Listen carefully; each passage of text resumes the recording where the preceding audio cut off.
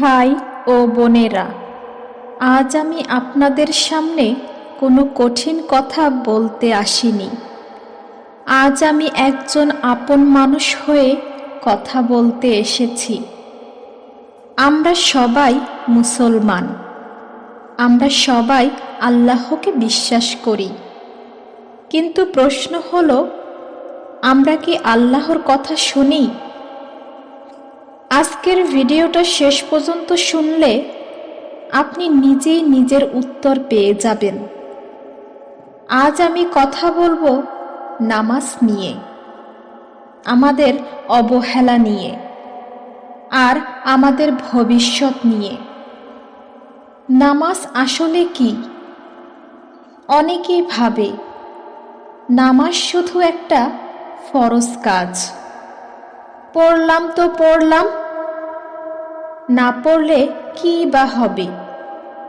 কিন্তু ভাই ও বোনেরা, নামাজ হলো আল্লাহর সাথে সরাসরি কথা বলা, দুনিয়ার কষ্ট ভুলে থাকার আশ্রয়, জীবনের পথ চলা ঠিক রাখার দিক নির্দেশনা।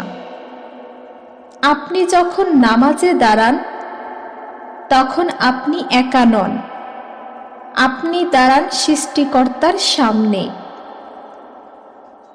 কেন আমরা নামাজে অলস হই? সত্য কথা বলি, আমরা নামাজ ছাড়ি না, আমরা নামাজ পিছিয়ে দেই। বলতে বলতে জীবন শেষ হয়ে যায়, পরে পড়ব, কাল থেকে শুরু করব, এখন সময় নাই। কিন্তু ভাই, নামাজের সময় কখনো অপেক্ষা করে না, মৃত্যুও করে না।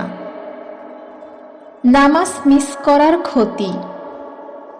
যখন নামাজ বাদ যায়,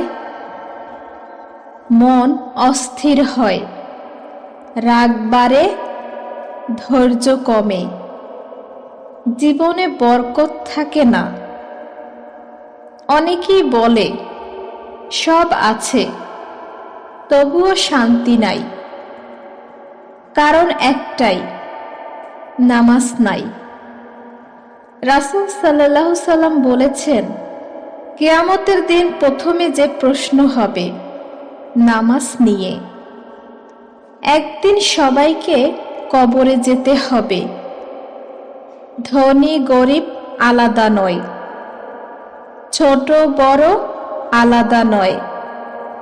কবরের ভেতরে কোনো আলো থাকবে না। যদি নামাজের আলো না থাকে, সেদিন কেউ বলবে না সে খুব ভালো মানুষ ছিল, বলবে সে নামাজ পড়তো কি না। যারা নামাজ শুরু করতে চায়, অনেকেই ভাবে আমি তো অনেক গুনাহ করেছি, এখন নামাজ পড়ে কি হবে? ভাই ও বোনেরা, নামাজ গুনাহ না, নামাজ হলো গুনাহ থেকে ফেরার রাস্তা। আজ থেকে শুরু করুন এক ওয়াক্ত, শুধু এক ওয়াক্ত। আল্লাহ ছোট চেষ্টা দেখেন। আল্লাহ বলেন, তোমরা নিরাশ হইও না।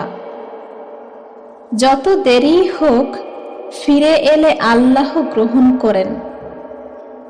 নামাজ মানে নতুন করে শুরু করা। দুনিয়ার ব্যস্ততা আর নামাজ ভুলে যাওয়া। ভাই ও বোনেরা, আজ আমরা বলি সময় পাই না, কিন্তু সত্যি করে বলুন তো, আমরা কি আসলেই সময় পাই না? নাকি আমরা নামাজকে গুরুত্বই দেই না? মোবাইল ধরলে সময় হয়, গল্প করলে সময় হয়, সোশ্যাল মিডিয়ায় থাকলে সময় হয়, কিন্তু আল্লাহর সামনে দাঁড়াতে সময় হয় না। আজ মানুষ দুনিয়া নিয়ে এত ব্যস্ত যে আখিরাতকে সে পরে দেখব তালিকায় রেখেছে, কিন্তু ভাই, মৃত্যু কখনো বলে না তুমি ফ্রি হলে আসবো। অনেকেই বলে আমি তো কাউকে কষ্ট দেই না, নামাজ না পড়লেও আমি ভালো মানুষ। ভাই, ভালো মানুষ হওয়া আর আল্লাহর হুকুম মানা দুটো এক জিনিস না।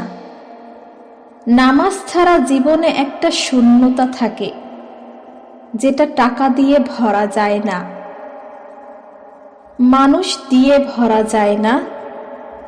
আপনি খেয়াল করলে দেখবেন, নামাজ না পড়া মানুষ হাসে ঠিকই, কিন্তু গভীর রাতে তার বুক ভারী হয়ে আসে, কারণ আত্মা আল্লাহকে খোঁজে।